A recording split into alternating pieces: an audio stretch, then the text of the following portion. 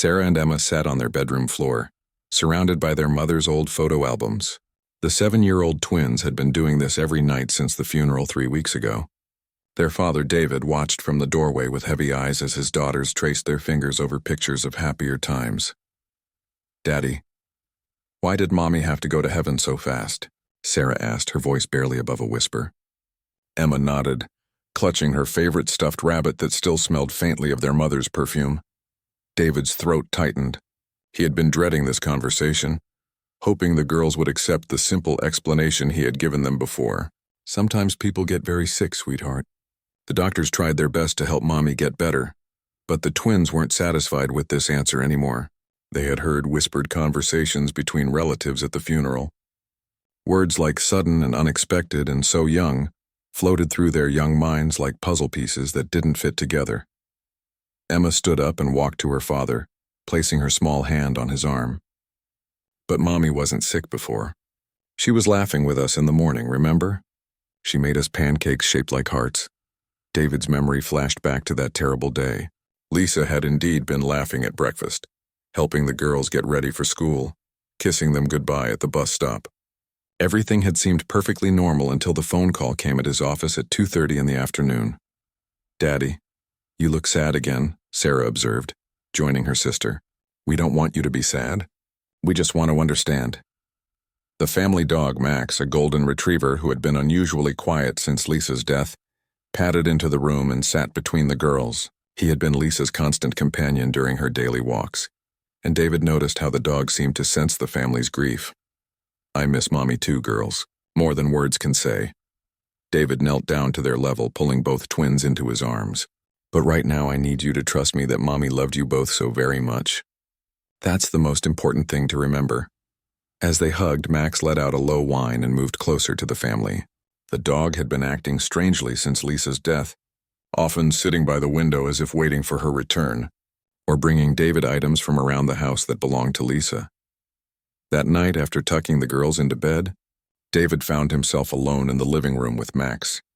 The dog approached him with something in his mouth, Lisa's journal, which David thought he had put away in their bedroom closet. "Where did you find this, boy?" David asked softly, taking the leather-bound book from Max's gentle grip. He hadn't looked at Lisa's personal writings since her death, afraid of what emotions it might stir up. Max sat at David's feet, looking up at him with knowing eyes. It was as if the dog understood something important needed to be revealed. David's hands trembled as he opened the journal to a page marked with a ribbon bookmark. The entry was dated just 2 weeks before Lisa's death. As David read his wife's words, his blood ran cold. She had written about feeling watched, about strange phone calls where no one spoke, about a car that seemed to follow her during her morning runs with Max. David's heart pounded as he continued reading. Lisa had been scared, but she hadn't told him because she didn't want to worry him or the girls. She thought she was being paranoid. That grief from losing her own mother 6 months earlier was making her imagine threats that weren't there. But the final entry made David's hands shake uncontrollably. Lisa had written about a conversation she overheard at the grocery store, about someone mentioning her name in a context that frightened her. She planned to tell David everything when he got home from his business trip the following week. That trip had been cut short by the phone call that changed everything. Lisa had died in what police called a tragic accident, a fall down the stairs in their home while David was away and the girls were at school. Max whined softly and placed his paw on David's knee, as if sensing his distress. David looked down at the dog, realizing that Max had been trying to tell him something all along. The strange items Max brought him, the journal, the way the dog had been restless and anxious. It wasn't just grief. Max had been the only witness to whatever really happened that day. And somehow, this loyal family pet was trying to help David uncover the truth about Lisa's death, a truth that would shatter everything he thought he knew about that horrible afternoon. As David closed the journal, he made a decision that would change everything for his family. He was going to find out what really happened to Lisa, no matter how painful the truth might be. His daughters deserved to know why their mother was really taken from them. The next morning would bring the beginning of a journey that would reveal secrets David never imagined. And Max would prove to be more than just a grieving pet, He would be the key to unlocking a mystery that someone desperately wanted to stay buried. David couldn't sleep that night. He kept thinking about Lisa's journal and the fear in her words. By morning, he had made up his mind to visit Detective Rodriguez, the officer who had handled Lisa's case. The twins were having breakfast when David announced he needed to run some errands. "Can Max come with us?" Emma asked, spooning cereal into her mouth. "Not today, sweetie. Max needs to stay home and rest." David kissed both girls on their foreheads. What he didn't tell them was that he planned to take Max with him later to retrace Lisa's last day. At the police station, Detective Rodriguez welcomed David into his office. "Mr. Thompson, I know this is difficult, but we've already closed the investigation. The evidence clearly showed an accidental fall." David placed Lisa's journal on the detective's desk. "Did you know my wife was scared in the weeks before her death? She felt like someone was following her." Rodriguez opened the journal and read several entries, his expression growing more serious with each page. "Why didn't you bring this to us immediately after the funeral?" "I didn't know it existed until last night. Our dog brought it to me." David realized how strange that sounded, but Rodriguez nodded thoughtfully. "Animals sometimes sense things we miss. Tell me, has your dog been acting differently since your wife's death?" David described Max's unusual behavior, how the dog kept bringing him Lisa's belongings and seemed restless around the house. Rodriguez made notes and asked David to bring Max to the house that afternoon for what he called an informal walkthrough. When David returned home, he found the twins playing in the backyard with Max.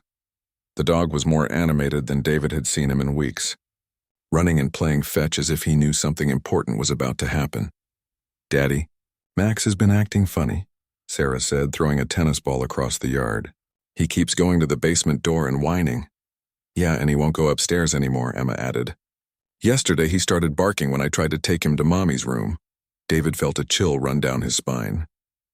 Max had always loved the entire house, especially Lisa's room where he would curl up on her reading chair.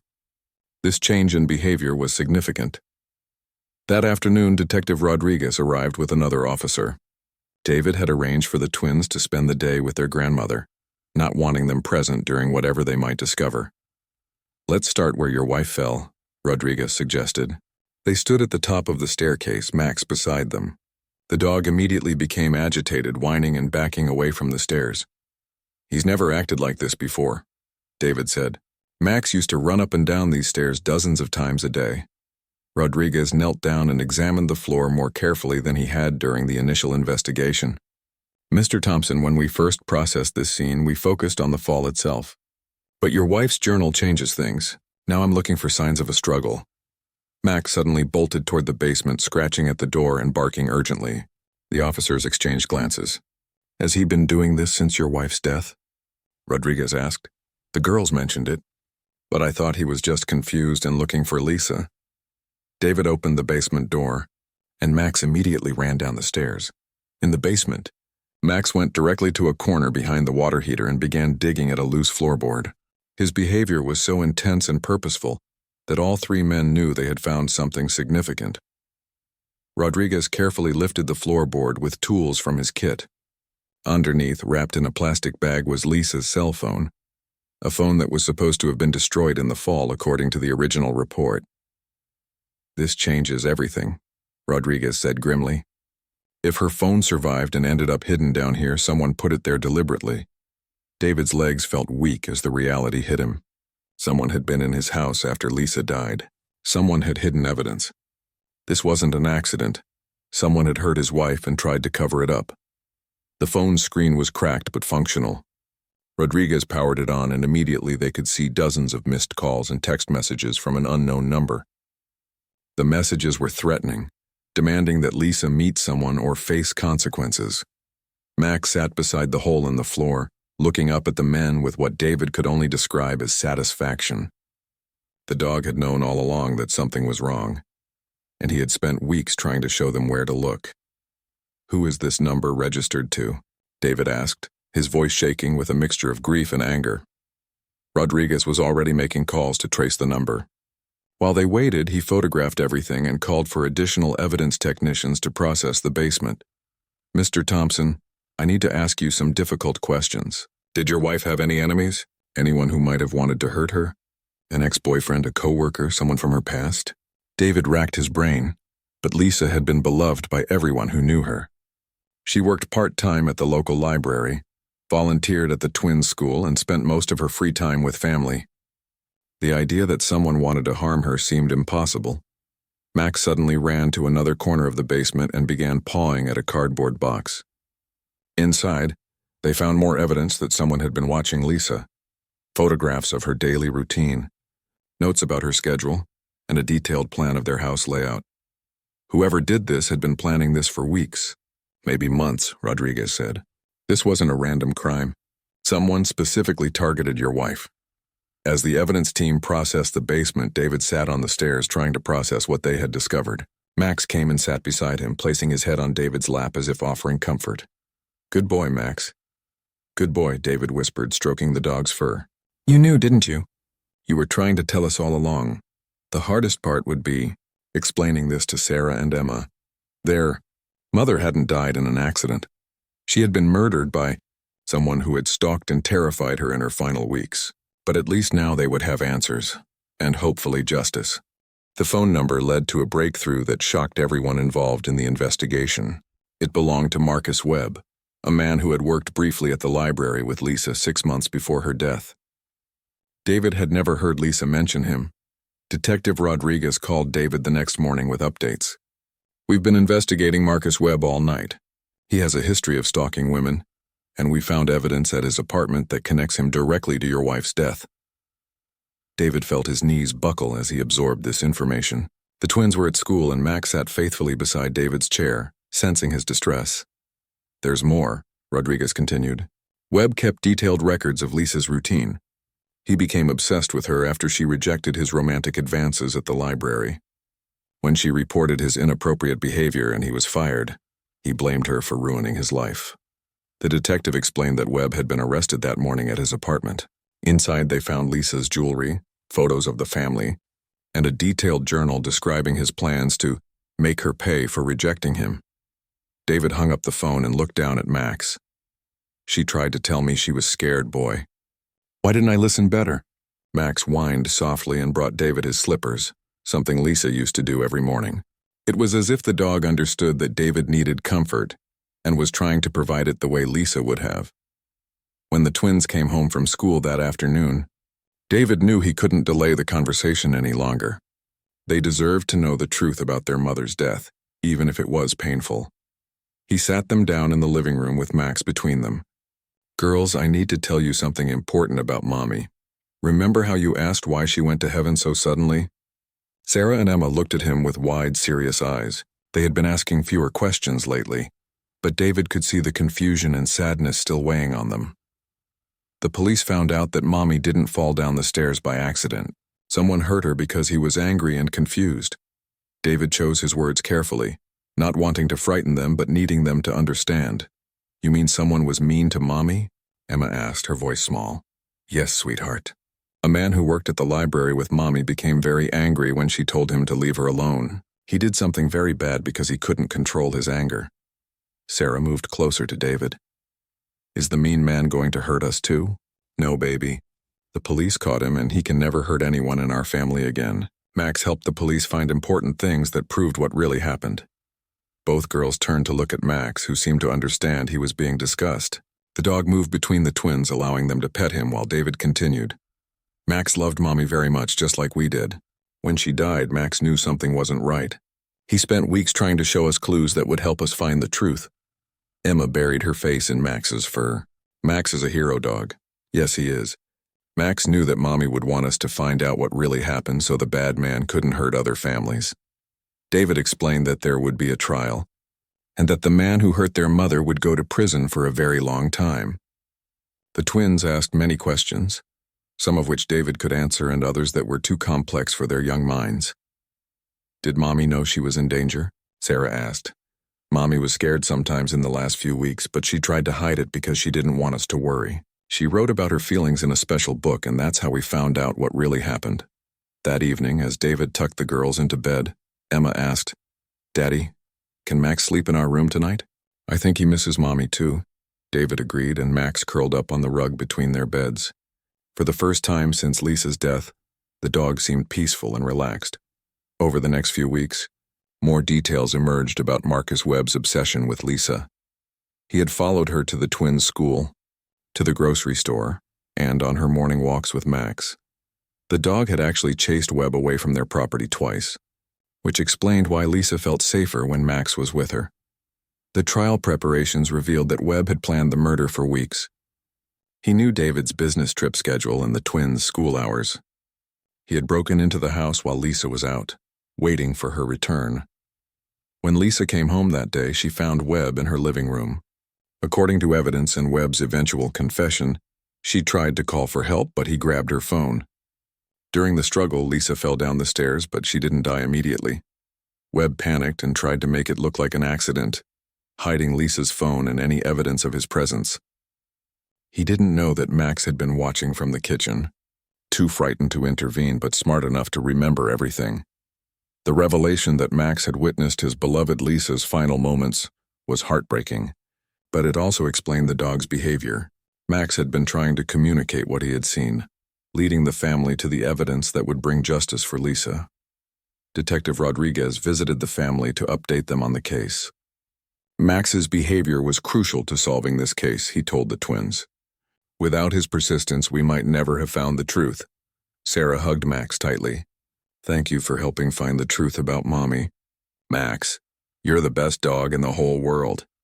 As difficult as the truth was to accept, David found that knowing what really happened brought a strange sense of peace. Lisa hadn't died because of some random accident. She had died fighting to protect herself and get back to her family. And Max, in his own remarkable way, had ensured that her killer would face justice. The trial of Marcus Webb began 3 months after Lisa's death. David had been dreading this day, knowing that the courtroom would be filled with painful details about his wife's final moments. The twins stayed with their grandmother during the proceedings, but Max seemed to sense the importance of what was happening. On the first day of testimony, Detective Rodriguez presented the evidence that Max had helped uncover. The hidden phone, the photographs, and Webb's detailed stalking records painted a clear picture of premeditated murder. Webb's lawyer tried to argue that Lisa's death was accidental, that his client had only intended to talk to her and things got out of hand. But the prosecution had a surprise witness that would change everything. Mrs. Henderson, the Thompsons' elderly neighbor, took the stand with information she had been too frightened to share before. She testified that she had seen Webb watching the house on multiple occasions and had witnessed him entering through the back door on the day Lisa died. I saw that man go into their house around noon, she said, pointing at Webb. I thought about calling the police, but I wasn't sure. I've regretted that decision every day since. Mrs. Henderson also testified about Max's behavior that day. That dog was barking and howling something terrible. I'd never heard him make sounds like that before. He was at the back door, scratching and crying like his heart was breaking. David realized that Max had been trying to get outside to help Lisa, but the door was locked.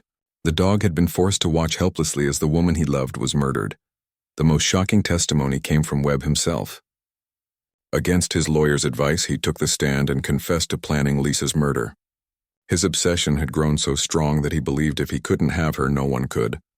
She thought she was better than me, Webb said coldly. She got me fired, ruined my reputation. She needed to learn that actions have consequences. David had to leave the courtroom when Webb described the actual murder. The details were too painful, too graphic. But later, Detective Rodriguez filled him in on what Webb had revealed. Lisa had fought bravely. When she realized Webb was in her house, she tried to call 911, but he grabbed the phone away. She ran toward the stairs, hoping to reach the bedroom where she kept David's gun. Webb caught her at the top of the stairs, and during the struggle, he pushed her down. But Lisa didn't die from the fall.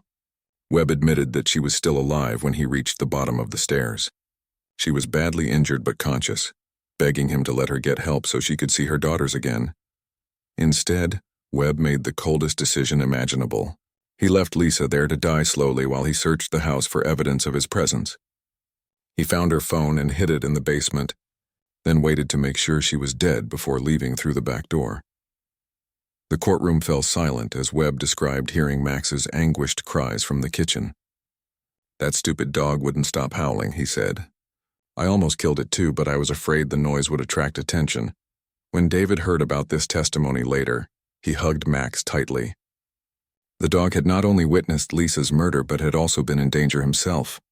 Max's survival meant that the truth could eventually be revealed. The jury took less than 2 hours to find Webb guilty of first-degree murder. During the sentencing phase, David was allowed to give a victim impact statement. He spoke about Lisa as a loving mother, wife, and friend. He described how her death had shattered their family and how the twins still cried for her, their mommy, every night. "My wife died because she rejected the romantic advances of a man who couldn't accept no for an answer," David said, looking directly at Webb. "She died protecting herself and trying to get back to her children. She was a hero, and her memory will live on through the daughters who loved her." The judge sentenced Webb to life in prison without the possibility of parole. As the sentence was read, David felt a weight lift from his shoulders. Justice had been served, and Lisa could finally rest in peace. Outside the courthouse, Detective Rodriguez approached David with Max's leash in his hand. The dog had been waiting patiently in Rodriguez's car during the proceedings. "This dog deserves a medal," Rodriguez said, scratching Max behind the ears. Without his persistence, Webb might have gotten away with murder. Max seemed to understand that something important had concluded. For the first time since Lisa's death, his tail wagged with genuine happiness. The dog had fulfilled his mission of protecting his family and ensuring that Lisa's killer faced justice. That evening, David picked up the twins from their grandmother's house and drove home with Max in the back seat. The girls were excited to see their dog, and Max's improved mood was immediately obvious to them. "Max looks happy again," Emma observed as the dog played in their backyard. "He should be happy," David replied. "He helped make sure that the bad man who hurt Mommy can never hurt anyone else." Sarah hugged Max around the neck. "I'm proud of you, Max. Mommy would be proud of you too." As they prepared for bed that night, David realized that while the pain of losing Lisa would never completely go away, they could finally begin to heal. The truth had set them free from the uncertainty and fear that had haunted them since her death. Max curled up in his favorite spot by the fireplace, finally at peace. He had been Lisa's protector in life, and even after her death he had continued to serve her by ensuring that justice was done. The loyal dog had proven that love and devotion can transcend even death itself. 6 months after Webb's conviction, life in the Thompson household had begun to find a new rhythm. The twins were seeing a counselor who specialized in helping children cope with trauma. And slowly, they were learning to process their mother's death in healthy ways. Max had become more than just the family dog. He was their guardian angel, their connection to Lisa's memory, and their source of comfort during difficult moments. The twins often talked to Max as if he could relay messages to their mother in heaven. One afternoon, Sarah found a box of Lisa's things that David had stored in the attic. Among the items was a letter addressed to my precious girls in Lisa's handwriting. "Daddy, look what I found," Sarah called out, running downstairs with the letter. Emma and Max followed closely behind. David's hands shook as he recognized Lisa's handwriting. "Where did you find this, sweetheart?" "It was in Mommy's jewelry box tucked behind the mirror," Emma explained. David opened the letter carefully, his eyes filling with tears as he read his wife's words. Lisa had written it shortly after the twins' 6th birthday, apparently intending it as a message for them to read when they were older. "Should we read it together?" David asked the girls. They nodded solemnly, settling on the couch with Max between them. David read the letter aloud. "My beautiful Sarah and Emma, if you are reading this, it means I am no longer with you. But please know that I love you more than all the stars in the sky. I hope I was able to teach you to be brave, kind, and strong. Remember that even when I'm not there to hug you, my love surrounds you always." The letter continued with specific advice for each twin, memories Lisa wanted them to hold on to, and instructions for David about raising them. Near the end, Lisa had written something that made Max's ears perk up. "Take good care of Max. He has been my faithful companion and will be yours too. Dogs have a special way of understanding love and loss. Trust Max's instincts. He will always try to protect our family." As if he understood every word, Max moved closer to the twins and rested his head on Sarah's lap. The girls petted him gently while David finished reading. "I know this is hard to understand now, but sometimes bad things happen to good people. If something has happened to me, please don't spend your lives being angry or sad. Instead, Remember the happy times we shared and use that happiness to make the world a better place for other people. The final paragraph brought fresh tears to David's eyes. David, my beloved husband, please help our girls understand that love never dies. It changes form, but it never disappears. Take care of each other, and remember that wherever I am at peace knowing you are together. After David finished reading, the family sat in comfortable silence. Max seemed to sense the emotional weight of the moment and remained perfectly still, offering his quiet presence as comfort. Mommy knew something might happen to her, Emma said softly. I think Mommy wrote this letter because she loved us so much that she wanted to make sure we heard from her even if she couldn't be here, David explained. Over the following weeks, the letter became a source of strength for the family. When the twins missed their mother especially hard, David would read portions of it to them. They found comfort in Lisa's words and in the knowledge that she had anticipated their need for guidance. Max's behavior also began to change in positive ways.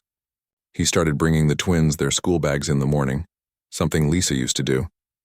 He would sit by their beds when they were sick, just as Lisa had done. It was as if the dog was consciously trying to fill the void left by Lisa's absence. One evening, while David was tucking the girls into bed, Sarah asked, Daddy, do you think Mommy knows that Max helped catch the bad man? I believe she does, sweetheart. I think Mommy is very proud of Max and very grateful that he took such good care of us. Emma added, Max is like Mommy's gift to us, isn't he? He helps us remember her love. David smiled, realizing his 7-year-old daughter had captured something profound. Yes, Emma. Max is definitely Mommy's gift to us. That night, David found himself sitting in the backyard with Max, looking up at the stars.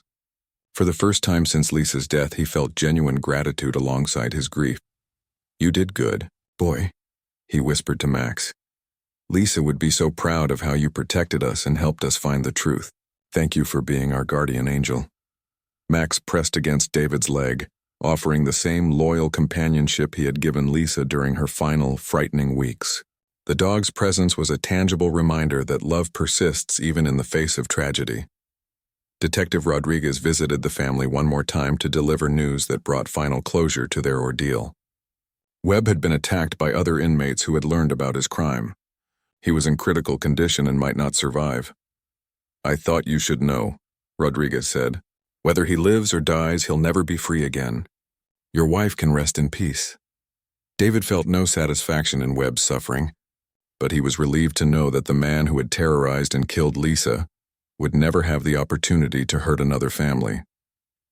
As Rodriguez prepared to leave, he knelt down to pet Max one final time. This dog should be in the Police Hall of Fame, he said. I've never seen anything like his determination to solve this case. Max wagged his tail, accepting the praise with the dignity of a dog who knew he had fulfilled his most important mission, protecting the family his beloved Lisa had left behind. 1 year after Lisa's death, the Thompson family had learned to carry their love for her in a new way. The sharp pain of grief had softened into a gentle ache, and they found themselves able to smile when sharing memories of her rather than only crying. The twins, now 8 years old, had grown stronger and more resilient through their ordeal. They understood death in a way that many children their age fortunately never have to. But this knowledge had also made them more compassionate and aware of how precious life truly is. Max had aged noticeably during the difficult year, his golden fur now showing streaks of white around his muzzle. But his devotion to the family remained as strong as ever, and he continued to provide comfort in ways that seemed almost magical. David had decided to write a book about their experience, hoping to help other families who might face similar tragedies. He wanted people to understand how important it is to listen to loved ones who express fear, and how animals can sometimes perceive dangers that humans miss. What should we call the book, Daddy? Sarah asked one evening as David worked on his laptop. I was thinking we could call it Max's Promise, David replied, because Max promised to take care of us after Mommy died, and he kept that promise. Emma looked up from where she was brushing Max's coat. I like that title. Max did make a promise, didn't he, boy? Max's tail thumped against the floor, and he licked Emma's face affectionately. David had also started a foundation in Lisa's memory, focused on supporting families affected by stalking and domestic violence. The foundation provided counseling services, legal assistance, and educational programs about recognizing Warning signs of dangerous obsessions. Detective Rodriguez had become a friend of the family and often spoke at the Foundation's events about the importance of taking threats seriously and the role that animals can play in protecting their families. Dogs have instincts that we've lost, Rodriguez would tell audiences.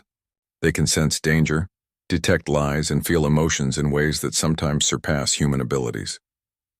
Max Thompson proved that a loyal dog can be the difference between justice and injustice. The twins had also started speaking at some of the Foundation's events, sharing their story in simple terms that other children could understand. They talked about how Max helped them find the truth about their mother's death and how important it is to trust animals when they try to warn us about danger. Max couldn't talk to us with words, Sarah would say to groups of children, but he talked to us with his actions. He showed us where to look and what was important. Sometimes we need to listen with our hearts instead of just our ears. One sunny Saturday morning, the family decided to visit Lisa's grave for the first time since the trial ended. David had been avoiding the cemetery, afraid it would be too painful, but the twins had asked to go so they could tell their mother about Max's heroic actions. At the graveside, the twins placed fresh flowers while Max sat quietly beside them. The dog seemed to understand the solemnity of the moment and remained perfectly still as the family shared their thoughts with Lisa. "Mommy, Max took such good care of us," Emma whispered to the headstone, "just like you asked him to in your letter. And he helped the police catch the bad man who hurt you," Sarah added. "You don't have to worry about us anymore, Mommy. Max is watching over us." David knelt beside his daughters and spoke to his wife's grave. "Lisa, I hope you can see what an amazing job Max has done. He saved our family in ways I never could have imagined. The girls are growing up strong and kind, just like you wanted." As they prepared to leave the cemetery, Max did something unexpected. He walked to Lisa's headstone and gently placed his favorite tennis ball at its base, as if leaving a gift for his beloved owner. The gesture moved David to tears. "He's saying goodbye, isn't he?" he said to the twins. "No, Daddy," Emma corrected gently. "He's saying, see you later. Dogs don't really say goodbye to people they love." On the drive home, David realized that Emma was right. Max wasn't saying goodbye to Lisa. He was acknowledging that his mission to protect her family was ongoing. The dog understood that love doesn't end with death. It transforms and continues in new ways. That evening, as the family settled in for movie night, Max took his usual position between the twins on the couch. David looked at his daughters, healthy and healing, and at the loyal dog who had saved them all, and felt overwhelming gratitude for the second chance they had been given. The twins' question, "Why did Mom pass away?" had been answered, but not in the way any of them expected. Lisa had died because someone chose violence over acceptance, hatred over healing. But through their journey to find the truth, they had also discovered something beautiful, that love is stronger than death, that loyalty can solve mysteries, and that sometimes the most important truths come from the most unexpected sources. As bedtime approached, the twins hugged Max extra tightly that night. "Thank you for being our hero, Max," Sarah whispered into his soft fur. "And thank you for keeping Mommy's promise to take care of us," Emma added. Max responded with gentle tail wags and the kind of contented sighs that dogs make when they know they are exactly where they belong. He had been Lisa's faithful companion in life, her silent witness in death, and her greatest gift to the family she left behind.